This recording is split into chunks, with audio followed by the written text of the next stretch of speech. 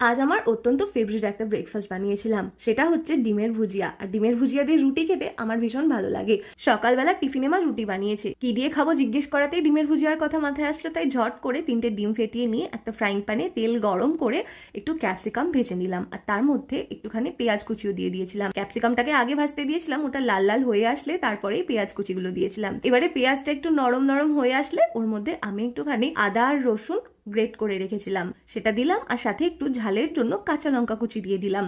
এবারে এটাকে খানিকক্ষণ ফ্রাইং প্যানের মধ্যে নাড়াচাড়া করে নিয়ে আমি এর মধ্যে দিয়ে দিলাম ফেটিয়ে রাখা ডিমটা ফ্রাইং প্যানে দেওয়া হয়ে গেলে খুন্তির সাহায্যে খুব ভালো করে নাড়াচাড়া করে একদম ভুজিয়া বানিয়ে ফেললাম। তারপর এটাকে একটু ফ্রাই টাইপসের হতে দিলাম, আর যখন এটা একদম ফ্রাই হয়ে গেল এর মধ্যে দিয়ে দিলাম একটুখানি টমেটো কেচাপটা ডিমের সাথে খুব ভালো করে মিশিয়ে নিয়ে এটাকে খানিকক্ষণ ভাজা ভাজা করে নিয়েছিলাম, আর তাহলেই রেডি আমার এই স্পেশাল ডিমের ভুজিয়া, যেটা রুটি দিয়ে খেতে আমার খুব ভালো লাগে।